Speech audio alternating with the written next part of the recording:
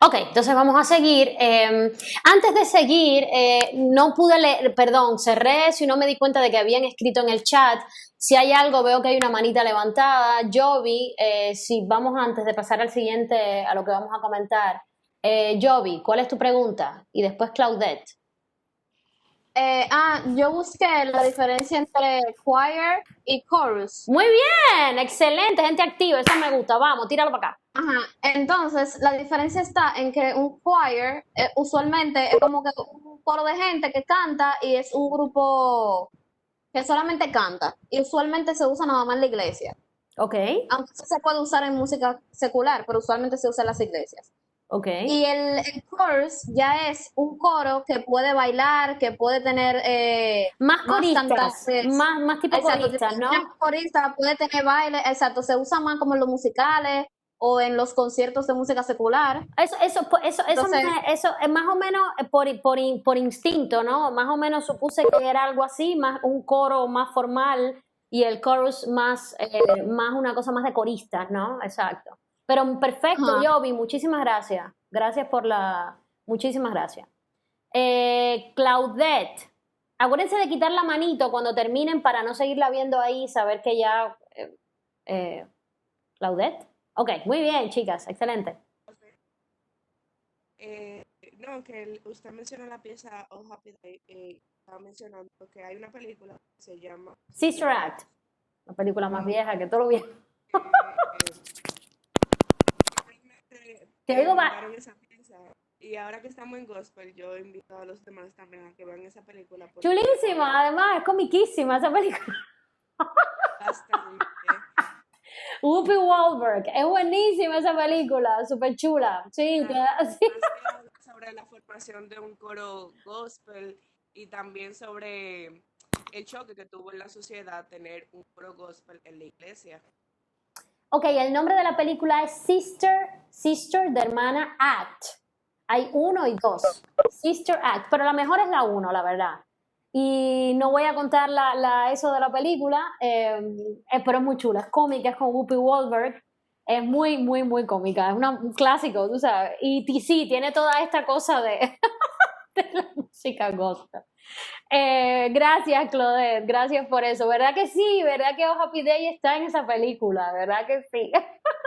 Gracias por ese dato. Muy bueno, muy bueno. Además, se van a reír muchísimo. Es cómica, muy cómica la peli. A ver, Jainel, ¿cuál es tu pregunta? Ok, yo te quería hacer un comentario. Tú sabes Sí. que cuando vi la película de, cónchale, ¿cómo que se llama? Que lo mencionamos ahora, que Ray está en Netflix. Charles. Ray Charles. Ajá. Que estaba viendo ahí la historia del, también parte del gospel. Tú sabes, es algo muy controversial actualmente el hecho del cambio de la música, lo preocupante que está. Yo misma, digo, cónchale, oigo la música urbana de algunas que digo, Dios mío, pero ¿cuándo es que se va a acabar eso? Pero al mismo tiempo, yo me doy cuenta que en la historia siempre ha sucedido eso. Ah, Por ejemplo, sí, claro. cuando este Ray Charles vino con esa como le Claro. decían, una vaina que la gente digo, pero será loco, ¿y cómo le hace esa vaina de usar música cristiana para convertirla en una cosa así? O sea, eso fue una cosa increíble. Entonces, Definitivamente. sí, eso fue lo que como que me marcó de la película, que realmente históricamente siempre tenemos como ese proceso de que uno se queda como en shock a veces con ese tipo de música que uno comprende en el momento que no es correcta, pero como que cada cosa tiene su historia. No, no, definitivamente. Y en la historia de la música, eso ha pasado en la música clásica, tanto en la música que conocemos como clásica como en la música popular, ¿no? En cada época, los que venían nuevos y venían con algo nuevo eran gente, vamos a decir, que para la generación que es anterior, ¿no? Las generaciones anteriores que estaban acostumbrados a algo nuevo, a algo, perdón, a lo que ya se venía haciendo, de pronto ese choque con eso nuevo esa gente eran considerada gente vaya, unos disruptores de la paz musical, ¿no? Eso siempre ha pasado, eso siempre ha pasado, ¿no? En toda la historia de toda la música eso ha sido así. Ahora, yo creo que incluso En el caso, por ejemplo, en el caso específico, ¿no? Ya estamos hablando de Ray Charles y la película es muy chula y deben verla y conocer un poco su vida, ¿no? Es decir, muy interesante, ¿no? En el caso de él, definitivamente hubo una osadía, ¿no? Una osadía en coger una estructura musical ya preestablecida, como lo es el gospel, y cambiarle la letra, ¿no? Y yo entiendo que a las personas más conservadoras dentro de la iglesia eso les parecía un escándalo, ¿no? Pero incluso no era, yo creo que estamos llegando, a mí lo que me escandaliza ahora no es tanto, fíjate, no es tanto la transgresión, vamos a decir así, musical, sino en cierta medida el facilismo con la música. Es más lo que me escandaliza. Es decir, a mí no me molesta tanto que transgredan. De hecho, en el grupo, ayer Francis mandó un video de un chamaco italiano, que el video empieza todo rockero ahí, con su guitarra ahí haciendo un super solo y todo rocker. Y de pronto el chamaco canta Luce Van le Stelle. Y yo me quedé como que, ¿what? Pero fíjense, yo sé que lo que voy a decir es, a lo mejor será una barbaridad para algunos de ustedes, pero a mí no me molestó. Yo dije, espérate, es decir, el chamaco está cogiendo un clásico bellísimo, es decir, un texto, una música probadísima ya, es decir, una melodía que no hay que inventársele nada, chulísima, bellísima, en canto lírico, porque ni siquiera lo hizo en... No, para nada, si lo hizo en canto lírico, totalmente lírico, sobre esa base de super rock. El video fue lo que para mí estuvo súper lame. La verdad que yo le diría a mi hijo, búscate un mejor productor de video y vamos a hacer algo más interesante. El videíto con la china esa paseándose entre los trigales, media nublada y que no se veía bien, eso sí no me gustó. Ahí le diría que se ponga a las pilas y que trabaje mejor. Pero el hecho de poner, es decir, el hecho de contraponer el Luce Van der Stelle con el rock no me molestó para nada. Para nada. Y eso, claro, va a haber puristas que van a decir, ay, Dios mío, me desmayo de eso. A mí eso no me molesta. No me molestó para nada. Al contrario. Una o dos cosas que a mí me gustan. A mí me gusta el rock and roll y soy fan de la ópera. Ese mix no me molesta para nada. No veo como algo que una transgresión así de caerse para atrás y armar un escándalo. No. Al contrario, creo que puede atraer a gente que le gusta el rock and roll y puede, es decir, porque la melodía que está usando es excelente. Entonces me parece que digo, oye, puede limpiarle los oídos a gente a lo mejor que no están acostumbrados a escuchar esa música y que se sientan atraídos a tú sabes, decir, oye, ¿qué es eso? Vamos a buscarlo, ¿y cuál es el original? Y de pronto se encontraron a Pavarotti o encontraron a no sé quién cantando esa vaina, se les voló la cabeza y les abrió la mente a otra cosa. Es decir, eso a mí no me molesta para nada, ¿entiendes? A mí lo que me molesta con la música esta popular, más urbana, ¿no? Es el facilismo. Es que no es música, ¿entiendes? Es que no hay un esfuerzo por decir algo que valga la pena, ¿entiendes? Es todo lo contrario, es decir, eso es lo que a mí me molesta, porque Ray Charles era tremendo músico, es decir, era muy buen músico y era un innovador, es decir, era un tipo que estaba sacando sonoridades nuevas y cosas nuevas y jugando con cosas nuevas y creciendo como músico todo el tiempo. Entonces llegó a ese punto de decir, espérate, algo propio, voy a coger la estructura del gospel y le voy a meter una letra ya más profana, pero no es la letra vulgar, obscena, hasta la saciedad, vaya, es decir, es lo fácil, lo vulgar, lo obsceno, lo degradante, lo indignante, es como lo primitivo. Es como eso es lo que no me gusta, ¿entiendes? Es decir, esa es la parte con la que yo me peleo, no con el hecho de la música urbana como tal, porque fíjate, hay canciones viejas de reggaetón, o por ejemplo, yo soy fan a Calle 13, a Residente. A mí me encanta René. Yo soy fan a René, ¿entiendes? Y eso es rap, ya estamos hablando, no es reggaetón, es rap. Pero yo soy fan a René. Me encanta Residente, ¿entiendes? Y Calle 13 me encantaba. Y ahí lo que salió de Calle 13 es decir, Visitante, Ile, que es la hermana ahora, que la hermana la conozco y muchos panas míos trabajan con ella, son parte del grupo. A mí me encanta, ¿entiendes? Que yo no tengo problema con la música urbana, es decir, ese no es mi problema. Y hay reggaetones ya más viejos, más, tú sabes, que yo no tengo problema con ellos. ¿Entiendes? Que yo digo, oye, yo los oigo. Y, sí, como tengo, por ejemplo, cuando yo estudié en Puerto Rico, mi segunda carrera, yo tenía, mis compañeros eran mucho más jóvenes que yo. Y son mis panas, ¿entiendes? Hicimos la carrera juntos, son mis panas. Oye, y yo jangueábamos juntos en Puerto Rico, es decir, en la cuna del reggaetón. Y cuando hacíamos fiestas en mi casa, a mí me gustaba mucho, yo tenía una terraza muy grande y hacíamos todos los fetecuna, como dicen los cubanos en mi casa. Nosotros poníamos reggaetón y bailábamos reggaetón, claro, con moderación. No era que nos pasábamos la noche entera bailando reggaetón, pero poníamos nuestro reggaetoncito y bailábamos nuestro reggaetón.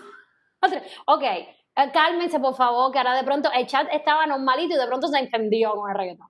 Un puntico de calma. Entonces, hay reggaetones viejos que no pasa nada, ¿entiendes? Que no sabe que sí, pero es que es como que ha ido degenerándose en un facilismo y en una vulgaridad y en una, ya es que mira, ya es que no hay, yo voy a subir al grupo después.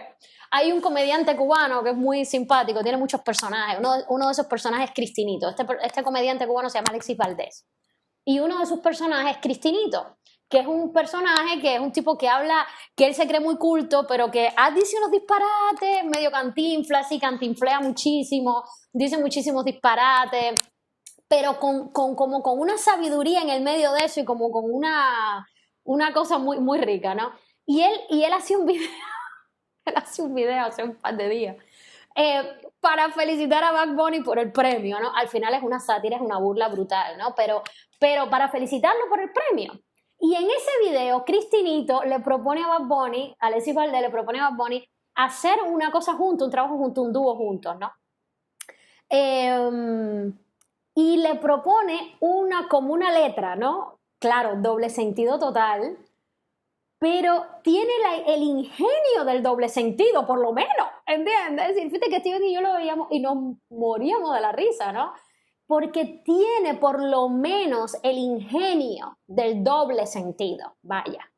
Pero es que el problema de esas letras ahora es que no tienen ni el ingenio del doble sentido. Es que es crudo y duro, ya se me va a salir otra cosa. Es decir, es crudo y duro, es tan burdo y tan falto de imaginación.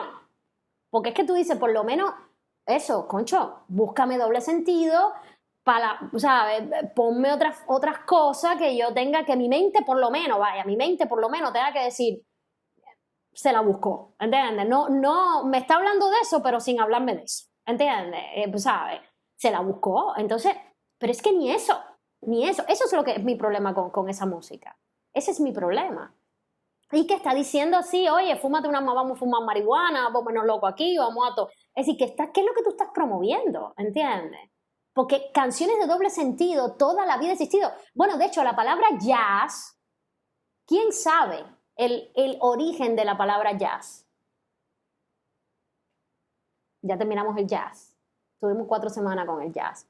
¿Quién sabe el origen de la palabra jazz? Etimológicamente, es decir, ¿qué significa jazz en el lenguaje popular? ¿Alguien? ¿Manita? No. La palabra jazz en el lenguaje popular significa sexo. Eso es lo que significa la palabra jazz. Y en el principio, los cantantes de jazz eran considerados cantantes inmorales. Y a esa música se le consideraba inmoral. Y el nombre de la palabra jazz vino de una degeneración de la palabra sexo.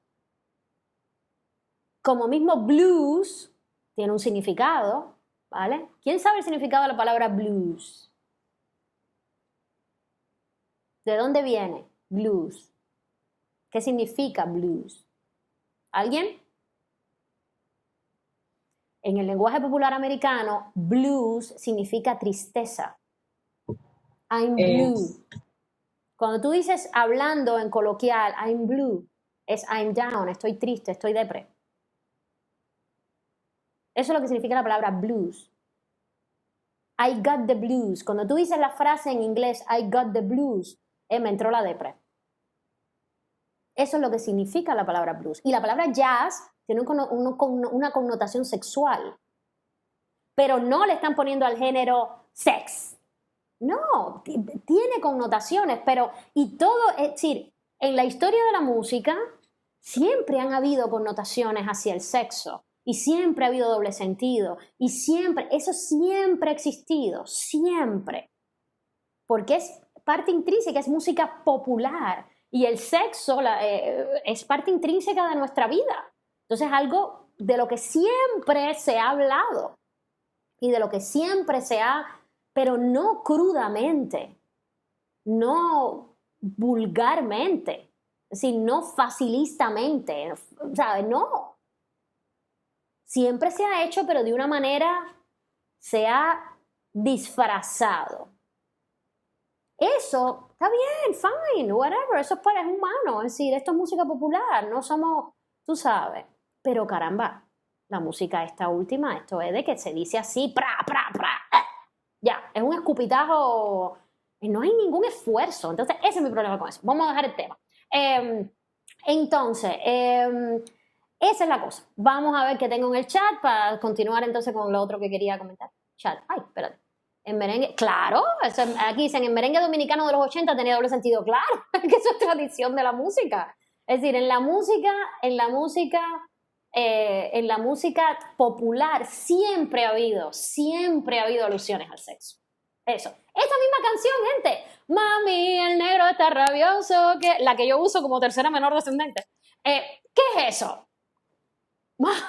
¿Qué eso? Es una alusión velada a una situación íntima, ¿entiendes? Pero eso tiene es decir, tú lo puedes cantar, yo lo puedo cantar sin ninguna vergüenza, porque yo sé lo que estoy diciendo detrás, pero no estoy diciendo un disparate, no está saliendo un disparate por mi boca. Tiene ese velo, esa inteligencia velada del doble sentido. Pero es que estas letras de esta gente, la verdad que, en fin, se pasa. Entonces, vamos a darle aquí, ahora, ¿dónde estás, querido? A compartir aquí, quería compartir esto. Eso es. Entonces, ok, este es un artículo que yo también le subí en la página, tiene cosas muy interesantes y lo que está, más o menos me voy a concentrar más en lo que está marcado en amarillo, en la que yo marqué de amarillo. Ustedes ya pues espero que lo hayan leído, los que no pues en fin. Entonces dice, si la música americana es única, ahí viene lo amarillo, se debe grandemente a la fundación sólida del blues y de la música gospel. Dos formas musicales que emergieron en el final de los siglos XIX-XX, ya hemos visto con la cronología como todo ese devenir, anclando los sonidos de la América africana, ¿verdad? Estos estilos están, es decir, siempre por debajo de todas las innovaciones musicales del siglo. El jazz, el rhythm and blues, el rock, el soul, el hip hop y por ahí sigue para allá, ¿vale? La historia de la música negra es también la historia de la larga lucha y problemas sociales de la historia americana. El blues y el gospel, lo secular y lo sagrado, las canciones seculares y sagradas es el día a día de la comunidad afroamericana. Están muy vinculadas al dolor, a la pérdida, a la desesperación, a la esperanza, a la redención, a la resiliencia y a soñar, ¿vale? Y como ya vimos en esa cronología que hicimos, esta es la música de los esclavos. Es decir, el blues, hay una frase, me encanta, que aquí está, the blues was born behind a mule. El blues nació detrás de una mula.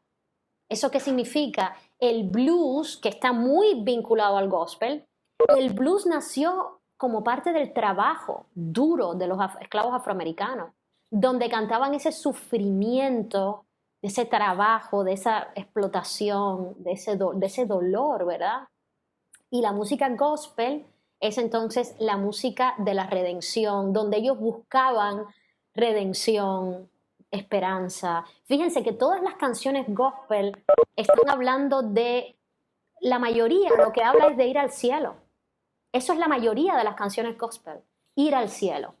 Me están esperando en el cielo. Este tren, esa canción famosa, This Train, lo que dice, This train is bound for glory, this train. Este tren donde estamos todos montados, que sería la vida, ¿no? Es un símil a la vida, está llamado a la gloria. En este tren, después la canción sigue diciendo, en este tren no caben ladrones, no caben mentirosos, no caben no sé qué, porque es un tren que iba a la gloria, a la eternidad, a la vida eterna, porque esa era la única esperanza que tenían esta gente.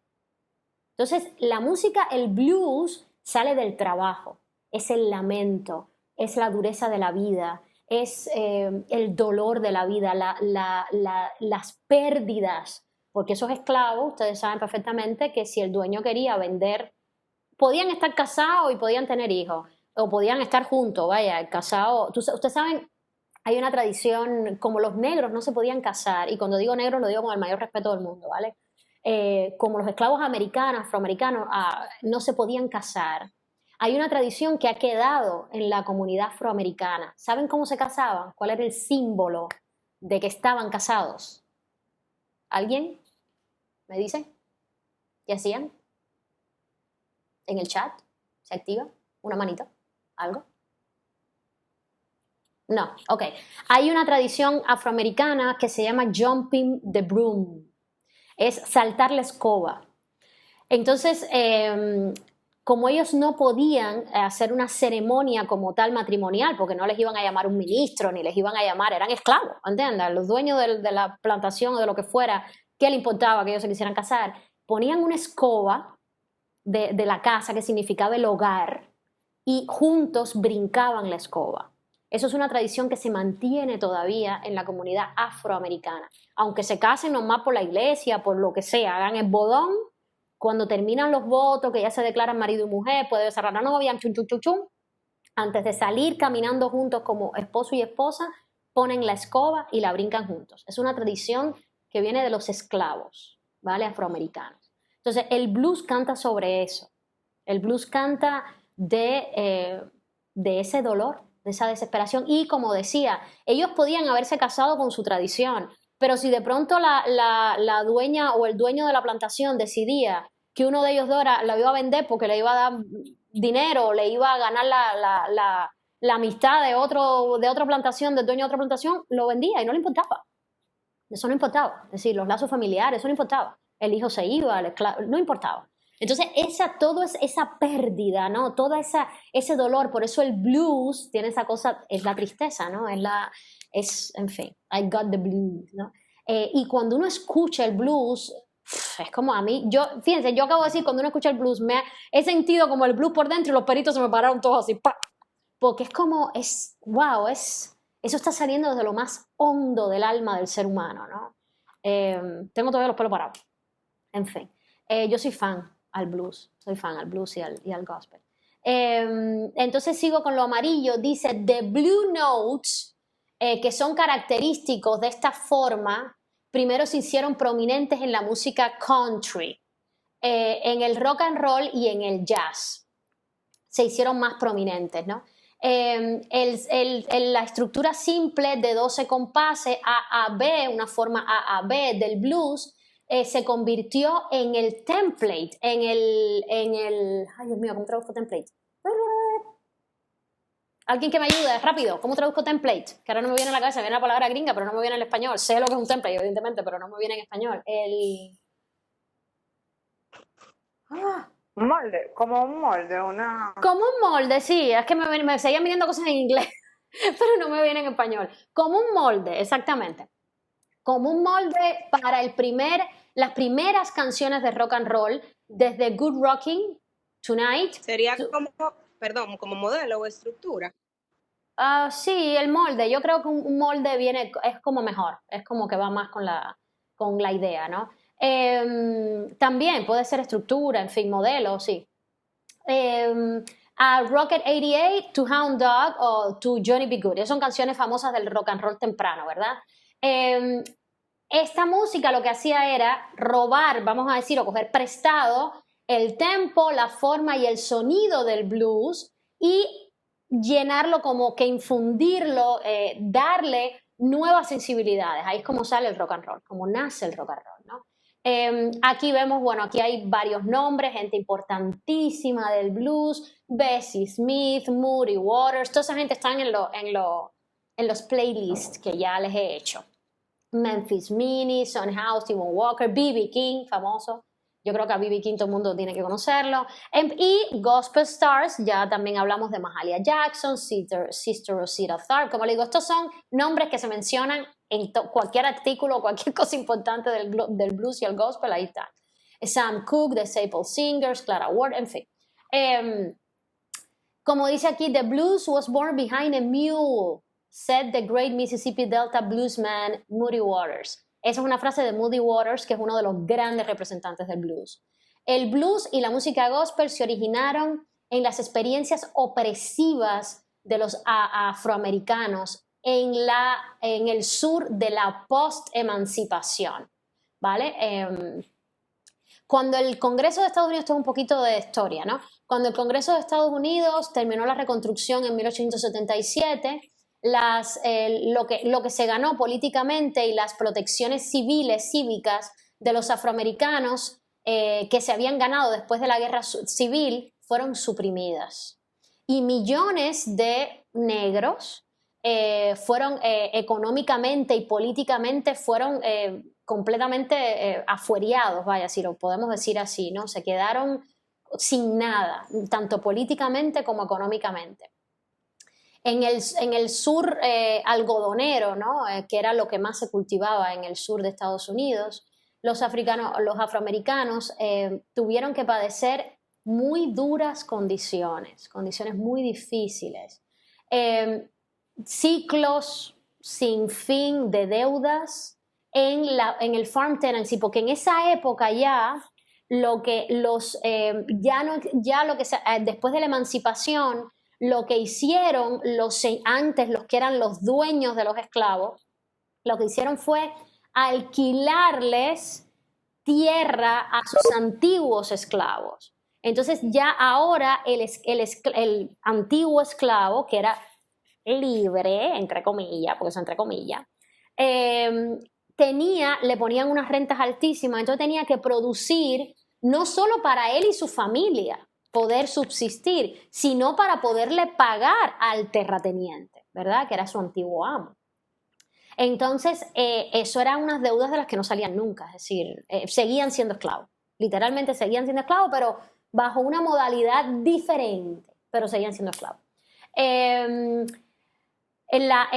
Aquí dice, los ciclos sin fin, ¿no? de la tenencia de las tierras, de la deuda sobre la tenencia de las tierras, del cultivo común, del peón, es decir, otra cosa era, por ejemplo, los que no tenían suficiente para poder tener una tierra o aspirar a tener un pedacito de tierra, lo que hacían era que se contrataban como peones, ¿no?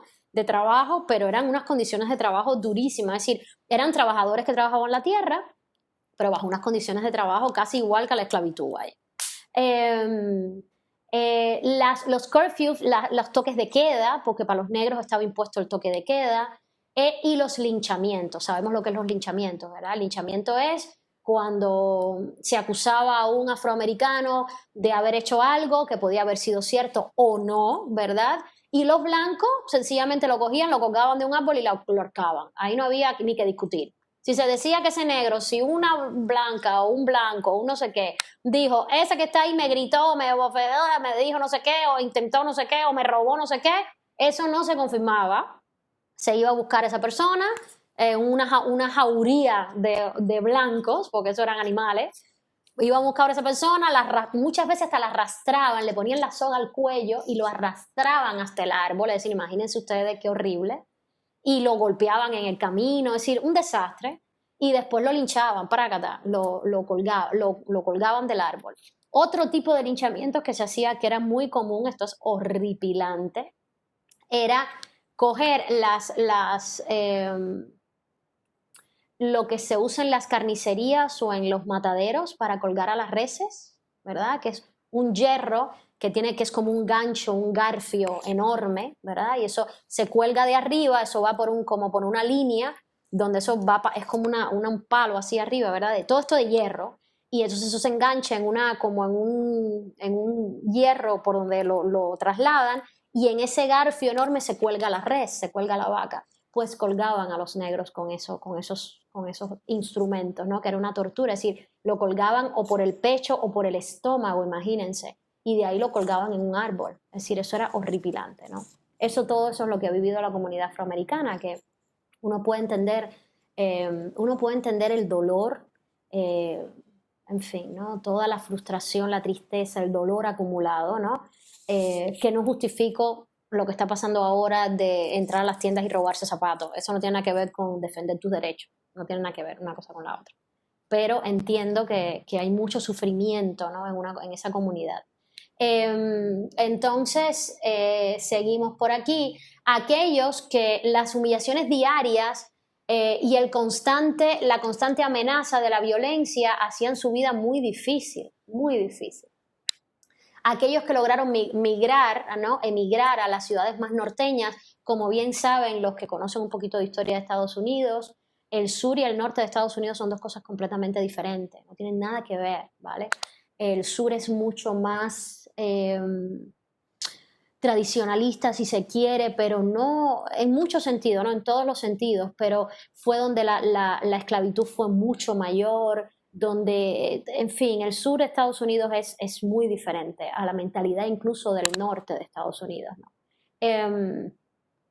Entonces, tanto las áreas rurales o urbanas, aquellos que miraron hacia el norte en grandes números después de 1910, encontraron diferentes dificultades, ¿no? La segregación, eso sí existía en todo Estados Unidos, la segregación, el housing substandard, es decir, donde ellos podían vivir, los proyectos donde ellos proyectos de vivienda, ¿no? O los barrios o los sitios donde ellos podían vivir, estaba muy por debajo de vamos a decir, del estándar medio, ¿no? De lo que debe ser una vivienda digna para una persona, ¿no? Entonces ellos no podían mudarse a un barrio de blancos o a donde vivían los blancos con sus casas más dignas, ¿no? Ellos tenían que vivir más segregados, ¿no? En barrios pobres, en fin. Los salarios para subsistir eran evidentemente mucho más bajos, ¿no? Tenían estatus de segunda clase en el país y muchísima discriminación, ¿no? Eso sí ha estado en todo Estados Unidos, la discriminación. Aunque un poquito, bueno, diferente, ¿no? Ha sido diferente en el norte y en el sur. Voy a seguir pasando todo esto, voy a volver a lo al amarillo, ¿no? Entre las fuentes más poderosas que la comunidad afroamericana, que sostuvo a la comunidad afroamericana durante toda esta adversidad y dificultad, estuvo su afianzada fe religiosa, su afianzada y fuerte creencias religiosas. Las canciones de dolor cantadas en los tiempos de los esclavos le dieron nacimiento, fueron como la piedra angular para que naciera todo este grupo de canciones espirituales, religiosas, conocidos después como spirituals, ¿no? Como los negros espirituales.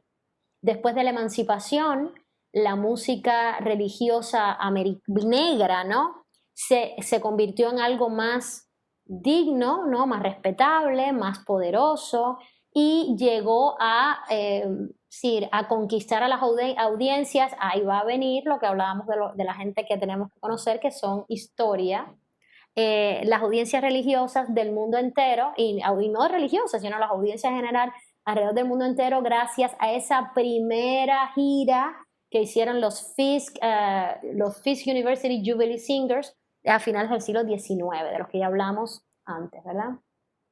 En el 1930, Thomas Dorsey, también hablamos de Thomas Dorsey, también está en la cronología, a former blues musician, un antiguo músico de blues, como que unió la sensibilidad del blues a los temas religiosos, ahí fíjense, ahí hubo una fusión, ¿verdad? Y de ahí sale el gospel music, es decir, de esa fusión donde se une como esa sensibilidad del blues a los temas y a las letras religiosas, es lo que hace, es lo que lanza, ¿no? el estilo de la música gospel. Con estas colaboraciones, con colaboraciones y colaboradores como Sally Martin, Willie Mae Ford Smith, Mahalia Jackson, de nuevo Mahalia, el sonido del gospel resonó en todas las iglesias americanas de Estados Unidos. Eso es la música, el cornerstone musical de todas las iglesias americanas. Y es muy chulo, muy chulo, muy chulo. Cuando uno va a Estados Unidos, vayan a un servicio gospel. Es brutal, chulísimo. Es un show, un espectáculo. Es muy chulo. Y más por músico, es decir, es muy chulo. El blues y el gospel demostraron que eran vehículos para empoderar a artistas que hicieron de la música, así también que hicieron es decir, que el mundo musical y las audiencias los aceptaran. Muchos de estos artistas viajeros del blues de los años 20 y 30 en un principio, es decir, asumieron esa vida, ¿no?, de músicos itinerantes porque era una de las pocas alternativas a la carga de trabajar en un campo, es decir, del trabajo duro del campo, porque además era, como ya hemos hablado, no era remunerado, ¿entiendes? Un trabajo que era pesado y no remunerado, ¿entiendes? Entonces, muchos de esa gente por eso se hicieron cantantes itinerantes de blues. De manera similar, las mujeres encontraron prominencia e influencia en la música gospel como cantantes, como directoras de coro, como compositoras. Y esto les equiparó su lugar a los predicadores masculinos. Y muchas veces viajaban hasta juntos. Viajaba el predicador, ¿verdad? Y viajaba la cantante lead y compositora, y tú sabes, y que podía dirigir un coro. Entonces llegaban, no sé si han visto esto también en películas de la época y en películas que hablan de estos temas, eso se ve mucho. Viajaban como ese equipo, ¿no?, de itinerante, y entonces llegaban, la cantante gospel famosa montaba con el coro las canciones más famositas, que son canciones conocidísimas, y son canciones que, vaya, como que, no sé, en la iglesia cantemos alabaré, eso lo sabe todo el mundo, hasta el gato, ¿verdad? Tú vas a cualquier iglesia y tú dices, oye, vamos a hacer esto, y se lo sabe todo el mundo. Entonces, pues ellas llegaban, decían, vamos a cantar esto y esto y esto. Ella era la cantante líder, que era la que la gente quería realmente ver, porque el coro todo el mundo lo veía, en el pueblo lo veían todos los domingos, ¿verdad? Entonces era la cantante líder que todo el mundo quería ver, entonces empezaban cantando, que es lo típico de un gospel, de una ceremonia religiosa afroamericana. Empezaban cantando, animando a la gente, pum, pan, chum, pan, y entonces venía, paf, el predicador, ¿verdad? Y el predicador combinaba su prédica con canciones, es decir, el predicador, había predicadores que ellos cantaban también, o que cantan también, pero si no cantan, combinan con el coro, es decir, están predicando, y en un momento determinado, tírame tal canción, y el coro ahí se lanza y empieza a cantar, y todo el mundo se alebresta, y todo el mundo, en fin, es súper chulo, ¿no? A mí me encanta. Entonces, es un poquito eso. Y esto lo hacían, bueno, a las mujeres les dio una preponderancia porque estaban como a la par de los predicadores, ¿entiendes? Porque la gente ya no solamente quería ver al predicador, sino querían ver a la cantante, ¿verdad? Que era famosa, que cantaba bien, en fin. El gospel le dio a las mujeres negras una prominencia pública en la iglesia que raramente disfrutaban fuera de la vamos a decir, de la América negra, ¿no? E incluso en sus vidas cotidianas, es decir, en las mujeres, ya sabemos, ¿no? La mujer ha sido siempre como relegada a un segundo plano, ¿no? Y más es decir, la mujer afroamericana era relegada en dos grandes planos. Para los blancos era un cero a la izquierda, e incluso en su propia comunidad, para los hombres de la comunidad era también relegada, ¿no? Las mujeres estaban en un segundo plano. Ay, miren, hay una serie chulísima, buenísima, que me encantó. Madame CJ Parker, creo que se llama. Está en Netflix, no sé si la habrán quitado. ¡Ay, Son sí, profe! 4 capítulos. Madame CJ Parker. Madame C.J. Walkers. CJ. Walkers. Walker, Walker. Ah, bueno, en fin, el apellido, yo soy malísima para los Escribe nombres. Walker. Sí, Walker. Para los apellidos yo soy malísima. Y para los nombres se me van todos. Madame CJ Walker, excelente serie. Y ahí se ve muy bien. Escriban el nombre, chicos, para yo no perder tiempo. Ahí se ve muy bien en esa Ok. serie. Y cierren el micro, por favor. Ahí se ve en esa serie claramente cómo la mujer era relegada, incluso en la comunidad afroamericana. Es decir, que no era solamente... exactamente, ella vendía productos de pelo. Exactamente. Y cómo esa mujer empieza una mujer brillante, es decir, pero brillante, una mujer analfabeta, pero brillante. Y cómo esa mujer empieza desde abajo, desde nada, desde cero, y esa mujer hace un emporio, pero un emporio. Es decir, yo cuando vi la serie, después incluso busqué la historia, cómo había seguido, la nieta, cómo lo heredó, toda la historia. Es decir, porque esa mujer hizo un emporio. Y como ahí se ven muy claramente las dificultades de una mujer negra, incluso en su comunidad, porque ella no le vendía a los blancos, ella le vendía, ahora sí, ya la marca sigue y le venden a tutti mundi, y muchos años después también, pero como ella empezó vendiéndole a su propia comunidad y las dificultades en su propia comunidad por ella ser negra, por ella tener el pelo malo, es decir, el pelo malo, es decir, esto son expresiones muy fastidiosas para mí, pero en fin, así lo consideraba. La gente quería emular a la belleza blanca, ¿no? Que se consideraba lo que era la belleza, sí, cosas absurdas, pero en fin. Querían emular eso y cómo esta mujer hace un emporio. Y ahí se ve cómo ella incluso tiene que luchar, es decir, cuando llega el momento y ella tiene que luchar para ser oída como mujer. Sí, así mismo. Pero bueno, es la época, no es el momento. Ella misma lo promovió, exactamente. Pero es el momento, es la época, es lo que... sí, no podemos analizar la historia con los ojos de cómo se vive ahora y cómo se piensa ahora. La historia hay que verla en perspectiva. Hay que ponerse en ese momento, hay que, es decir, meterse en los zapatos de esa persona, por eso a mí me parece tan absurdo esta cosa de derribar estatuas y todo esto, eso me parece absurdo. Al contrario, a mí me parece que hay que conocer la historia y hay que conocerla como es, lo bueno y lo malo, y los recordatorios de lo malo hay que decir, oye, eso es un recordatorio de lo que no se puede repetir. No es borrarlo de la historia, no, todo lo contrario. Eso es un recordatorio de lo que no se debe repetir. Y hay que pensar en la historia con la perspectiva del momento. ¿Me entiendes? Ahora se están haciendo otro tipo de linchamientos históricos que estamos viviendo, que son otro tipo de linchamientos, ¿no? Y me parece absurdo cuando son linchamientos en claims o en cosas basadas en algo que pasó. El meeting se va a acabar en 40 minutos. En 5 minutos. En 5 minutos, cuando se acabe, nos vamos a conectar. Porque quiero que ustedes ahora, en esta tercera parte, yo no voy a hablar, los que van a participar son ustedes, por favor. Les tengo algunas preguntas y algunas cositas que quiero que contesten, ¿vale? Entonces, no podemos basarnos en algo que pasó hace 40 años sin testigos, ¿verdad?